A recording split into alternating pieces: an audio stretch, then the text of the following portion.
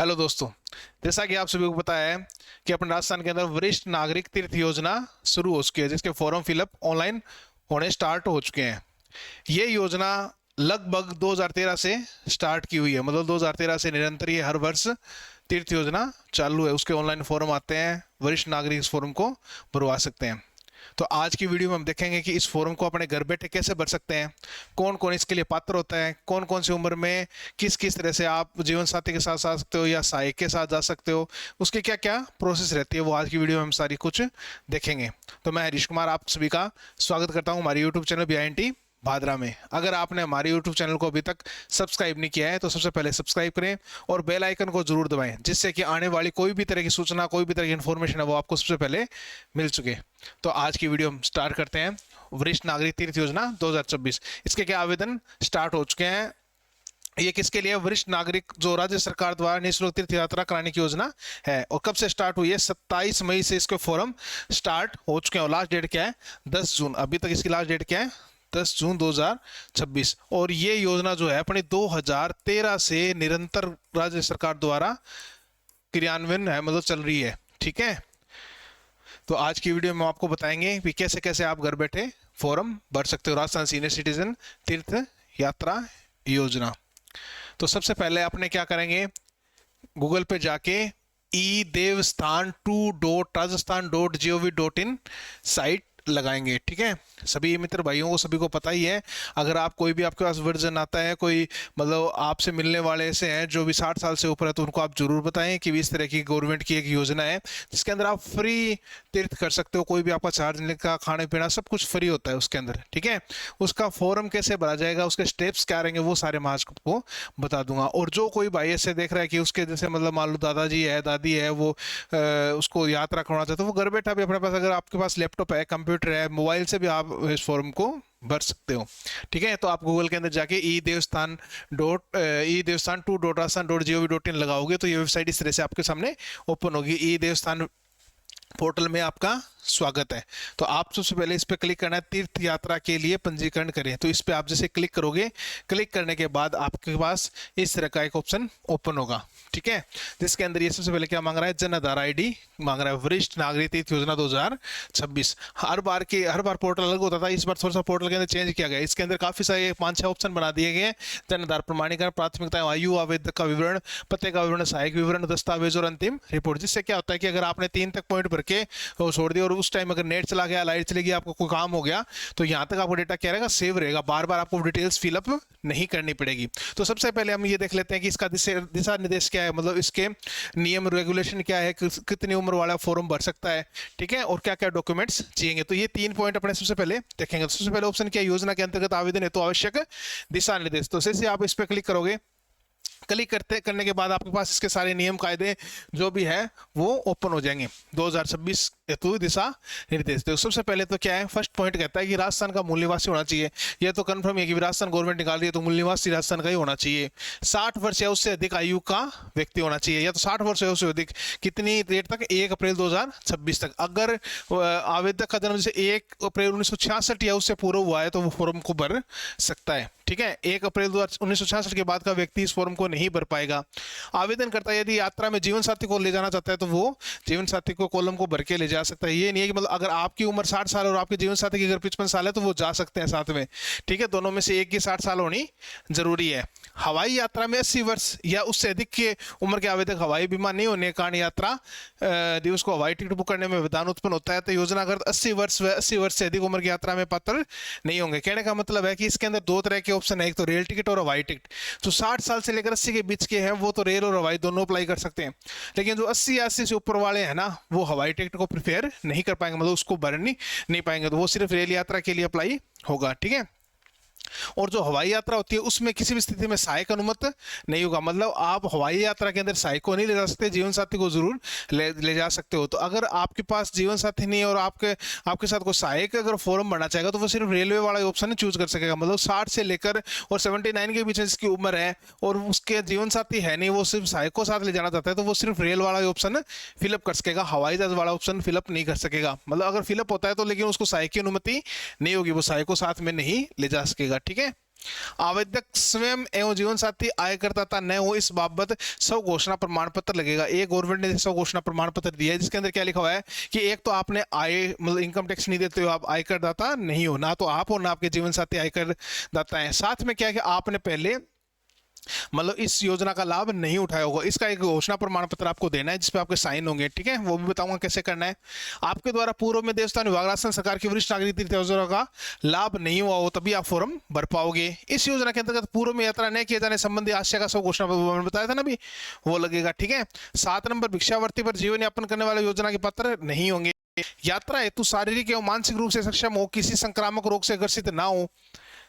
9 number वरिष्ठ नागरिक को आवेदन पत्र के साथ चिकित्सा अधिकारी इस आशय का प्रमाण पत्र प्रस्तुत करना है कि वह व्यक्ति प्रस्तावित यात्रा हेतु शारीरिक रूप से स्वस्थ एवं सक्षम है। मतलब 2 तरह के ये मतलब घोषणा पत्र लगेंगे, एक तो इनकम टैक्स वाला और एक चिकित्सा अधिकारी द्वारा प्रमाण पत्र की आप की जो शारीरिक क्षमता है वो सही है, आप घूमने लायक है, कोई दिक्कत नहीं है। आवेदनकर्ता स्वयं उनके जीवन साथी केंद्र सरकार, राज्य सरकार, केंद्र और राज्य सरकार के उपक्रम स्थानीय निकाय सेवानिवृत्त राजपत्रित अधिकारी है तो ऐसे आवेदक योजना के पात्र नहीं होंगे।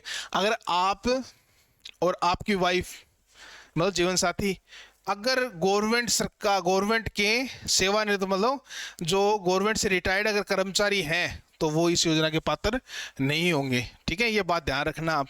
अगर आप गवर्नमेंट कर्मचारी से रिटायर्ड हो तो आपको ये फॉर्म नहीं फिलअप करना है। आवेदक अपने साथ जीवन साथी अथवा सहायक में से किसी को एक ले जाने के लिए अनुमत होगा। ये नहीं है कि वो जीवन साथी को भी ले जाए और सहायक को भी ले जाए, दोनों को नहीं ले जा पाएगा। परंतु आवेदन करते समय ही आवेदक को अपने आवेदन में बताना होगा कि उसका जीवन साथी या सहायक भी यात्रा करने का इच्छुक है। मतलब आप फॉर्म भरोगे उसमें ऑप्शन आएगा, वो मैं आपको बताऊंगा कि कहाँ ऑप्शन आता है। ठीक है, आवेदन पत्र में सहायक का आधार नंबर अनिवार्य, सहायक एक यात्रा में अनुमत होगा। रेल यात्रा है तो पति पत्नी के साथ साथ यात्रा करने पर सहायक को साथ ले जाने की सुविधा नहीं रहेगी। यदि पति पत्नी दोनों की आयु 75 वर्ष से अधिक है एवं आवेदन पत्र में सहायक पंजीकृत है तो सहायक अनुमत होगा। मतलब अगर जो लेडीज और जेंट्स जो आदमी वाइफ और हस्बैंड है वो दोनों की उम्र अगर 75 से ऊपर है, 75 साल से अगर ऊपर है तो वो एक सहायक ले जा सकेंगे। ठीक है, और ये भी नियम है कि सहायक की उम्र है वो 21 साल से 50 साल के बीच में होनी चाहिए। ये नहीं है कि अगर आपका 18 साल का पोता या पोती है तो आप उसको साथ ले जाना चाहते हो तो उसको नहीं ले जा पाओगे। कम से कम कितनी उम्र होनी चाहिए? 21 साल। और आपने ये सोचा कि यार मैं तो पिछली बार गया हुआ हूँ तो मैं आज अपने भाई के साथ जो बड़ा भाई है उसके साथ सहायक रूप में बन के चला जाऊँ तो भी नहीं जा सकते। अगर आपकी उम्र 50 साल से ऊपर है तो भी आप नहीं जा पाओगे। तो सहायक की उम्र कितनी होनी चाहिए? मिनिमम न्यूनतम तो 21 और मैक्सिमम कितनी है? 50 साल है। ठीक है, और वो भी क्या होना चाहिए? सहायक शारीरिक रूप से स्वस्थ हो, यात्री है तो फिट होना चाहिए। यात्रा के दौरान होने वाली किसी दुर्घटना और कठिनाई के लिए राज्य शासन और अथवा उसका कोई भी अधिकारी उत्तरदायी नहीं होगा। आपकी सुरक्षा आपको खुद को स्वयं ही करनी होगी। ठीक है, इसके बाद सेकंड नंबर पॉइंट क्या है? आयकरदाता न होने और पूर्व में यात्रा का लाभ न लिए जाने तो सब घोषणा प्रमाण पत्र। तो सबसे पहले आप इस पर क्लिक करिएगा। क्लिक करने के बाद एक प्रमाण पत्र आएगा, आपको उसको डाउनलोड कर लेना है, उसका प्रिंट निकालना है। इस तरह से एक सौ घोषणा प्रमाण पत्र आएगा जिसके अंदर उसका नाम, पिता का नाम और एड्रेस डालना है और साथ में जीवन साथी का भी नाम डालना, अगर है तो नहीं है तो नहीं डालना। ठीक है, वो ये बोलेंगे कि मैं हम किसी भी प्रकार का टैक्स नहीं देते और हमने ना ही पहले इस योजना का लाभ लिया है। ठीक है, इसको फुलअप करके और नीचे जो आवेदक है उसके साइन और जीवन साथी के दोनों के साइन यहाँ पे करने हैं, डेट और स्थान लगाना है और उसके बाद इसको क्या कर लेना है? आपको स्कैन कर लेना है, लास्ट में अपलोड होगा ये। ठीक है, इसी तरह से 3 नंबर पॉइंट है चिकित्सा प्रमाण पत्र। इस वजह से आप क्लिक टू डाउनलोड पे क्लिक करोगे तो आपके पास इस तरह का आएगा चिकित्सा प्रमाण पत्र ओपन होगा। ठीक है, इसको आपको क्या है? डॉक्टर से फिलअप कराना है। यहाँ पे जो आवेदक है उसका नाम, पिता का नाम, उम्र और एड्रेस। ठीक है, यहाँ पे जो डॉक्टर है गवर्नमेंट डॉक्टर उससे आपको साइन करवाने हैं। इसी तरह से नीचे आपको जो जीवन साथी या सहायक जो साथ में जा रहा है उसकी डिटेल भर के भी गवर्नमेंट के डॉक्टर के साइन होंगे। वो डॉक्टर आपके जैसे हेल्थ चेकअप किस तरह से करता है वो उस पर डिपेंड करता है। आपको ये साइन करके स्कैन करना है और उसको भी क्या लास्ट में अपडेट होगा। ठीक है, मतलब अपलोड करना होगा। इसके बाद आपको यहाँ पे क्या करना है? जन आधार नंबर लगाना है और खोजे पे क्लिक करना है। जैसे आप खोजे पे क्लिक करोगे तो आपके पास इस तरह से एक ऑप्शन आएगा। जो ये नियम कायदे हैं जो मैंने अभी बताए थे ना आपको, नियम सारे सर वो सारे के सारे नियम है। आपको इन सब पे टिक मार्क ऑटोमेटिक लगा हुआ मिलेगा, लेकिन आप इसमें से किसी को हटा नहीं सकते।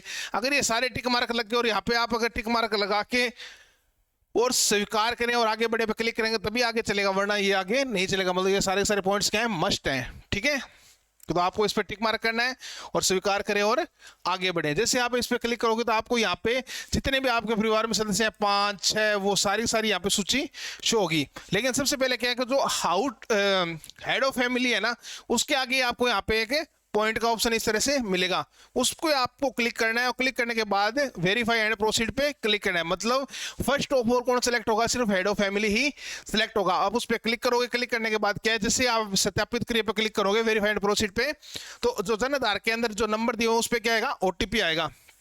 मतलब हेड ऑफ फैमिली जो है उसके नंबर पे क्या आएगा, एक ओटीपी आएगा। आपको यहाँ पे ओटीपी लगाना है और वेरीफाई करने पे क्लिक करना है। जैसे आप इस पे क्लिक करोगे तो आपके पास यहाँ पे नीचे क्या है, सारे सदस्यों के नाम आ जाएंगे जितने भी आपके जन आधार में सदस्य हैं। यहाँ पे उसकी एज आ जाएगी, जैसे यहाँ पे आ रही है 84, ठीक है, जिसकी 60 होगी 60 आ जाएगी, 58 है 58 आ जाएगी, जिसकी 10 है उनकी 10 आ जाएगी, जितनी उम्र है सदस्यों की उनकी अलग अलग उम्र आ जाएगी, ठीक है। और उसी के आगे चयन का ऑप्शन आएगा जिसकी उम्र 60 साल से ऊपर है, 60 या 60 से ऊपर है, तो इनकी 84 है तो चयन का ऑप्शन आ रहा है। अपने ने इस पर क्लिक किया, क्लिक करने के बाद चयन करें और आगे बड़े पे ऑप्शन पे क्लिक कर देंगे। अगर 60 साल से ऊपर वाला है तो उसका भी अपने भर सकते हैं। अगर 2 जने हैं ना अगर घर में तो उनका अलग अलग भी भर सकते हो, वो कोई दिक्कत नहीं है, ठीक है। साइन करो और आगे बढ़े पे क्लिक किया। जैसे आपने इस पे क्लिक किया उसके बाद फर्स्ट ऑप्शन स्टार्ट हो गया अपना प्राथमिकता एवं आयु। यहाँ पे आपको तीर्थ स्थान, रेल यात्रा और हवाई यात्रा दोनों ऑप्शन मिलेंगे। यहाँ पे आपको रेल यात्रा में 3 ऑप्शन देने हैं, फर्स्ट सेकंड और थर्ड, प्राथमिक द्वितीय और तृतीय। सबसे पहले आप कहाँ जाना चाहते हो, यहाँ पे अगर यहाँ पे आपको सीट नहीं मिलती है तो सेकंड स्थान ये, और यहाँ पे भी नहीं मिलती है तो थर्ड ये, ठीक है। ये जरूरी नहीं है कि मैंने तो साहब एक भर दिया, मैं तो यही जाना चाहता हूँ, अगर सीट दो तो दे दो वरना मत दो, ऐसा नहीं होगा। 3 आपको अलग अलग भरने पड़ेंगे, तीनों में से जो भी आपको मिल जाएगा वहां आपको जाना पड़ेगा, ठीक है। तो मैंने यहाँ पे इस पे क्लिक किया, क्लिक करने के बाद मेरे को ये तीर्थ स्थान दिखा रहा है। सबसे पहले तिरुपति पद्मावती, सेकंड पटना साहिब पटना बिहार, श्री हजूर साहिब नांदेड़ा महाराष्ट्र, बिहार शरीफ महाकालेश्वर, उज्जैन ओंकारेश्वर, त्र्यंबकेश्वर, बनेश्वर, एलोरा, गोवा के मंदिरों ने स्थल चर्च आदि, वैष्णो देवी अमृतसर बाघा बॉर्डर, रामेश्वरम मदुरई, जगन्नाथ पुरी कोणार्क, गंगा सागर कोलकाता, कामाख्या गुवाहाटी, हरिद्वार ऋषिकेश, अयोध्या वाराणसी, सारनाथ समेत शिखर, पावापुरी, वाराणसी, सारनाथ, मथुरा, वृंदावन, बरसाना, आगरा, अयोध्या, द्वारकापुरी, नागेश्वर और सोमनाथ। ये अलग अलग जैसे दे रखे हैं, अपने को इनमें से 3 यहाँ पे सिलेक्ट करने हैं। तो मैंने जैसे मान लो 3 अलग अलग सिलेक्ट कर लिया। फर्स्ट रामेश्वरम सिलेक्ट कर दिया मैंने, सेकंड बिहार शरीफ और थर्ड जगन्नाथपुरी कोणार्क सिलेक्ट कर दिया। अब नीचे ऑप्शन है क्या आप हवाई यात्रा करना चाहते हैं, तो 80 से कम की उम्र की ऑप्शन का होगा तो यहाँ पे आप टिक मार्क कर पाओगे, हाँ पे क्लिक कर पाओगे। अगर 80 से ऊपर है तो ये ऑप्शन चूज नहीं होगा फर्स्ट ऑफ ऑल। सेकंड, अगर आपने यहाँ पे हाँ कर दिया तो यहाँ पे सिर्फ एक ही तीर्थ स्थान है, वो है पशुपति नाथ। पशुपति नाथ कहाँ पे, काठमांडू में, नेपाल के अंदर, ठीक है। तो एक ऑप्शन होगा वो आप उसमें सिलेक्ट करके सेव ड्राफ्ट एंड नेक्स्ट करेंगे, ठीक है। लेकिन अपनी जो कंडीशन है उसके अंदर जो जिन बुजुर्ग को अपने सिलेक्ट किया है, जो सीनियर सिटीजन को सिलेक्ट किया, उनकी उम्र कितनी है, 84 है। तो यहाँ पे ये एरर आ गया, अपात्र आयु की हवाई यात्रा के लिए 60 से 80 वर्ष के मध्य की उम्र होनी चाहिए। तो मैंने इसको ओके किया और उसको नो करके save as draft and next कर दिया। तो यहाँ पे ये क्या है, यहाँ तक अपना सेव हो गया। अब अपने सेकेंड ऑप्शन पे चलेंगे, आवेदक का विवरण। आवेदक के विवरण में इनका नाम ऑटोमेटिक आ जाएगा हिंदी में भी और इंग्लिश में भी, पिता पति का नाम भी हिंदी इंग्लिश दोनों में ऑटोमेटिक आ जाएगा, जन्मदिन आ जाएगा। अगर यहाँ पे आपको कोई ऐसे लग रहा है कि अपने आधार कार्ड के अंदर ये चीज मैच नहीं खा रही या ये चेंज करवाना है या डेट ऑफ बर्थ सही नहीं है, तो आप क्या करोगे, जन आधार के पोर्टल पे जाके इसकी क्या करो, ई-KYC करवाओगे। ये नहीं है कि यहाँ से एडिट हो जाएगा, उसको ई-KYC करवाने के बाद यहाँ पे ऑटोमेटिक अपडेट आपको शो हो जाएगा। जब दोबारा आप खोलोगे ना तो आपको वहाँ पे नाम सही शो होगा। अगर यहाँ पे कुछ गलती देख रही है तो आप क्या कर लोगे, ई-KYC करवा लोगे, ओके। यहाँ पे आपको व्यवसाय चूज करना है कि भाई आप क्या काम करते हो, शॉपकीपर हो या कोई जैसे अनएम्प्लॉयड होता है, अनएम्प्लॉयड भी लिख सकते हो, वो कोई दिक्कत नहीं है। यहाँ पे वर्ग चूज करना है आपको, जनरल, ओबीसी, SC ST जहाँ से आप बिलोंग करते हो वो डालना है। Save as draft and next करोगे। जैसे मैंने ये सारी डिटेल्स फिलअप कर दिया। आधार रेफरेंस नंबर ये ऑटोमेटिक आएगा। अगर आप विकलांग है तो विकलांग यहाँ पे यस करना है, वरना नहीं रहने देना है। ईमेल ID मस्ट नहीं है, डालना चाहो डाल सकते हो, वरना कोई जरूरत नहीं है, ओके। तो तो चलते हैं आगे, सेव ड्राफ्ट एंड नेक्स्ट पे कर दिया, सेव हो गया। थर्ड अपना आएगा एड्रेस, पते का विवरण। तो यहाँ पे आपका जो भी एड्रेस यहाँ से बिलोंग करते हो, शहरी से हो तो शहरी पे टिक मार्क कर दो, गांव से हो तो ग्रामीण सेलेक्ट कर लोगे। डिस्ट्रिक्ट अपना जो हनुमानगढ़ है, जैसे हनुमानगढ़ चूज कर लिया। तहसील बादरा होगी, वार्ड नंबर आप डालना चाहो वो डाल सकते हो। विधानसभा जो आपकी बादरा लगती है वो बादरा हो जाएगी। पिन कोड हो जाएगा और यहाँ पे पूरा पूरा आपका एड्रेस आ जाएगा। Save as draft and next करोगे, ठीक है। जैसे आप इस पे क्लिक करोगे, फोर्थ ऑप्शन आएगा सहायक विवरण। इसको थोड़ा देखने की जरूरत है। फर्स्ट ऑफ ऑल इसमें ऑप्शन है जीवन साथी। अगर आपकी जैसे मतलब मान लो वाइफ है, उसको आप साथ ले जाना चाहते हो, अगर नहीं है तो उसको तो ये ऑप्शन सेलेक्ट करना ही नहीं। पर जिनकी वाइफ है, जैसे मान लो कि एक बुजुर्ग ने सीनियर सिटीजन फॉर्म भरा, उसकी 61 उम्र थी, लेकिन उसकी वाइफ की 58 साल उम्र है, तो फिर भी उनको वो साथ में ले जा सकते हैं। गवर्नमेंट बोल रही है कि अगर आप जीवन साथी को आप साथ में ले जाना चाहते हो तो आप ले जा सकते हो, उसमें कोई भी दिक्कत नहीं है। अगर उनकी उम्र कम है तो कोई भी इश्यू नहीं है। लेकिन उस कंडीशन में एक ध्यान रखने की बात है, अगर आप जीवन साथी को टिक मार्क करते हो तो आपको गवर्नमेंट यहाँ पे एक डॉक्यूमेंट एक्स्ट्रा मांगती है, इपिक ID। मतलब आपको पहचान पत्र यहाँ पे लगाना जरूरी हो जाता है, मस्ट हो जाता है। पहचान पत्र के अंदर क्या कंडीशन, आपको इपिक नंबर डालने और पहचान पत्र को दोनों साइड से स्कैन करके अपलोड करना होगा, जो लास्ट में आएगा मैं आपको बताता हूं, ठीक है। तो यहाँ पे अगर आपके जीवन साथी है तो आप इसको क्या करोगे, टिक मार्क करोगे। जैसे आप इस पे टिक मार्क करोगे तो आपके घर के अंदर जैसे मतलब जो जितने सदस्य हैं, आपकी जो वाइफ का जो नाम है वहां पे ऑटोमेटिक शो हो जाएगा। जैसे आप इस पे चयन करें पे क्लिक करोगे, ड्रॉप डाउन करोगे तो यहाँ आपकी वाइफ का नाम ऑटोमेटिक दिखाई देगा, उसको आप सेलेक्ट कर लोगे, ठीक है। अगर आपकी वाइफ नहीं है उस कंडीशन में आपको क्या करना है, फिर आपको यहाँ पे सहायक पे क्लिक करना है, सहायक हेल्पर। मतलब आप जिसको साथ ले जाना चाहते हो उसको क्या करोगे, यहाँ से सिलेक्ट करोगे। इस पे क्लिक करने के बाद दो ऑप्शन आएंगे, पारिवारिक सदस्य और नॉन फैमिली। देखो गवर्नमेंट ने कितनी अच्छी सुविधा दे रखी है कि अगर आप के घर में कोई भी नहीं है, आप अकेले हो, बुजुर्ग हो, सीनियर सिटीजन हो, और आप किसी को और को भी अपने दोस्त के लड़के को या दोस्त को भी साथ ले जाना चाहते हो तो आप उसको ले जा सकते हो, ये वाला ऑप्शन चूज करके, अन्य वाला, ठीक है। तो इसके अंदर आप जैसे पारिवारिक सदस्य, तो इस पे क्लिक करोगे, इस पे क्लिक करते हैं आपके परिवार के जितने सदस्य वो सारे ऑटोमेटिक यहाँ पे चूज हो जाएंगे। अगर पारिवारिक सदस्य नहीं है और अदर है तो आप इस पे जैसे टिक मार्क करोगे, टिक मार्क करने के बाद में आपसे क्या होगा, जन आधार नंबर मांगेगा अदर का। आप यहाँ पे जन आधार नंबर डालोगे और जैसे आप खोजों पे क्लिक करोगे तो आगे उनके सारे नाम आ जाएंगे। जैसे खोजे पे क्लिक करेंगे उनके नाम आ जाएंगे। तो इसमें भी सबसे पहले किस पे OTP जाएगा, हेड ऑफ फैमिली पे भी OTP जाएगा और किसी पे नहीं जाएगा। जैसे आप टिक मार्क करके हेड ऑफ फैमिली को वेरीफाई करोगे तो उनके पास एक OTP जाएगा, OTP डाल के आप सत्यापित करें, वेरीफाई पे क्लिक कर देना। जैसे आप क्लिक करोगे तो आपके पास वो सारे सदस्य उस जन आधार में जितने भी वो वहां पे शो कर देंगे। जैसे यहाँ पे 3 नाम दिखाई दे रहे हैं। अब आपको इनमें से तीनों में से किसी को एक को ले जाना है तो उस पर टिक मार्क करो। जैसे आप टिक मार्क करोगे तो सदस्य चुने का ऑप्शन आ जाएगा, इस पर टिक मार्क करके सदस्य चुने करो। करने के बाद में आपसे क्या यहाँ पे नाम, जन आधार नंबर आएगा, नाम ऑटोमेटिक आ जाएगा। टिक मार्क करने पर उसका लिंक आ जाएगा, मेल फीमेल जो भी है, जन्म डेट आ जाएगी, मोबाइल नंबर आ जाएगा और एड्रेस आ जाएगा। यहाँ पे उसको आपको आधार नंबर डालना है, ये ऑटोमेटिक नहीं आएगा, सहायक का आधार नंबर डालना जरूरी है, मस्ट है, ये ध्यान रखना। तो उसको आपको यहाँ पे आधार नंबर डालना है। आधार नंबर डालने के बाद में आपसे नीचे मांगेगा प्रतिनिधि का विवरण। मतलब अगर आपातकालीन स्थिति उत्पन्न हो जाती है, मान लो कोई ट्रेन का कोई एक्सीडेंट हो जाता है या कोई और दिक्कत हो जाती है या कोई जो सीनियर सिटीजन गए हैं उनको किसी भी प्रकार की प्रॉब्लम हो जाती है, भगवान करे ऐसा कुछ ना हो, लेकिन फिर भी अगर हो जाता है, कोई आपातकालीन स्थिति अगर लागू हो जाती है, तो उस कंडीशन में उस बुजुर्ग के लिए, उस सीनियर सिटीजन के लिए कहाँ कॉन्टेक्ट करना है वो डिटेल आपको यहाँ पे डालनी है। यहाँ पे आपसे वो 2 डिटेल्स मांग रहा है, प्रतिनिधि फर्स्ट और सेकेंड। अगर आपके 2 बेटे हैं या एक बेटा एक बेटी है या दोनों बेटियां हैं तो आप उनकी डिटेल्स डाल सकते हो।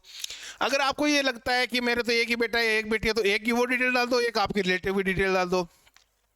अगर आपके परिवार में कोई भी नहीं है तो आप 2 पड़ोसियों की भी डिटेल्स यहाँ पे डाल सकते हो, जैसे उसका नाम, यहाँ पे मोबाइल नंबर और यहाँ पे एड्रेस, और इससे संबंध क्या, मतलब अगर परिवार का सदस्य है तो पारिवारिक सदस्य, रिश्तेदार है तो रिश्तेदार, और अगर दोनों ही नहीं है, पड़ोसी है तो अन्य करके सेव एज ड्राफ्ट करके नेक्स्ट कर दोगे। अगर उनको कोई ऐसी आपातकालीन स्थिति लगती है तो वो इनसे कॉन्टेक्ट कर सकते हैं, देवस्थान डिपार्टमेंट जो है, ठीक है। अब लास्ट एंड फाइनल ऑप्शन आ गया। वैसे तो अपना दस्तावेज जहां अपलोड होने, सबसे पहले आवेदक की फोटो। अगर आवेदक की फोटो जो अब फिलहाल घड़ी में जो आवेदक का जो मतलब चेहरा है उससे अगर वो फोटो जो जन आधार वाली ऑटोमेटिक आई है वो मैच हो रही है तो आपको नई अपलोड करने की जरूरत नहीं है। अगर आपको ऐसा लग रहा है कि वो फोटो जन आधार वाली पुरानी है, मैच नहीं हो रही है, मेल नहीं खा रही है, तो आप यहाँ पे नई फोटो अपलोड कर सकते हो। सेकंड, मैंने जो आपको चिकित्सा प्रमाण पत्र डाउनलोड करवाया था, मैंने बोला था इसको डाउनलोड करके और फिलअप करके आपको चिकित्सा जो गवर्नमेंट डॉक्टर है उससे वेरीफाई करवाना है वो आप यहाँ पे अपलोड करोगे। फाइल का साइज क्या है, 1 MB से कम होना चाहिए, ये ध्यान रखना। 1 MB से ऊपर नहीं होना चाहिए, कम कितना भी हो PDF फाइल होनी चाहिए, कोई दिक्कत नहीं है। थर्ड क्या है, आयकर दाता नहीं होने और पूर्व में यात्रा नहीं लाभ लेने का यहाँ पे आपको अपलोड करना है। ये इतनी चीज होगी। अब मैंने बताया था कि आपको अगर जीवन साथी का टिक मार्क का ऑप्शन आता है, जीवन साथी को आप सिलेक्ट करते हो तो यहाँ पे इपिक नंबर डालने का ऑप्शन हो रहेगा। वहां पे आपको इपिक नंबर डालना मतलब वोटर आईडी कार्ड नंबर डालने हैं और वोटर आईडी को दोनों साइड से स्कैन करके अपलोड करना है। जहां आवेदक का मांगे वहां आवेदक का और जीवन साथी का मांगे वहां पे जीवन साथी का आपको अपलोड करना है। उसके बाद save as draft and next करना है आपको, ठीक है। तो इनके अपने जीवन साथी थे नहीं तो इसलिए ऑप्शन यहाँ पे नहीं आया। इस तरह से आपको ये लास्ट में एक बार फॉर्म दिखाई देगा, आपको इसको डिटेल को चेक करना है। किसी भी तरह की आपको डिटेल में दिक्कत लग रही है तो आपको उसको एडिट कर सकते हो। मतलब तीर्थ यात्रा का स्थान चेंज करना है या आपकी कोई जैसे कास्ट वगैरह गलत हो गई तो उसको सही करना है, सहायक को चेंज करना है, तो आप वो सारी चीजें इस ऑप्शन तक कर सकते हो, ठीक है। इसमें नीचे जब आप जाओगे तो यहाँ पे ऑप्शन है आवेदन अंतिम रूप से जमा करें। यहाँ पे आप टिक मार्क करके और जब इसको सबमिट कर दोगे तो उसके बाद में कोई भी तरह के चेंजेस नहीं होंगे, ठीक है। तो आप इसको टिक मार्क करोगे और सबमिट कर दोगे। जैसे आप सबमिट करोगे तो आपके पास यहाँ पे अभी फिलहाल क्या है, प्रिंट ना दिखा के दिखा रहा है, नो रिकॉर्ड फाउंड आ रहा है। तो आप एडिट एंड प्रिंट वाले ऑप्शन पे जाना। जैसे अगर आज नहीं हो रहा तो कल कर सकते हो, कोई दिक्कत नहीं। यहाँ पे जन आधार नंबर डाला, मोबाइल नंबर डाला, जैसे अप्लाई फिल्टर करोगे तो प्रिंट का ऑप्शन आ जाएगा। तो आपको फॉर्म को सारा स्टेप बाय स्टेप अच्छे से समझ में आ गया होगा। अगर फिर भी आपको किसी भी तरह की दिक्कत लग रही है तो आप कमेंट्स के अंदर जाके आप हमसे पूछ सकते हो कि सर ये फॉर्म में ये प्रॉब्लम है, इसका सोल्यूशन कैसे करें, या यहाँ पे दिक्कत आ रही है, या अगर किसी भी तरह की अगर प्रॉब्लम आ रही है तो आप सोल्व आउट सोल्यूशन करवा सकते हो, ठीक है। एक बार मैं आपको शॉर्ट में दोबारा बता देता हूं कि वरिष्ठ नागरिक तीर्थ योजना जो है वो है क्या चीज, क्यों करवाई जा रही है, वो सारी चीज आपको एक बार बता देते हैं। वरिष्ठ नागरिक योजना जो राजस्थान सरकार द्वारा निःशुल्क तीर्थ यात्रा करवाई जा रही है। इस योजना क्या है, राजस्थान सरकार के देवस्थान विभाग, जो देवस्थान विभाग है उसके द्वारा राज्य के वरिष्ठ नागरिक सीनियर सिटीजन को देश के प्रमुख तीर्थ स्थलों की निःशुल्क यात्रा कराई जाती है।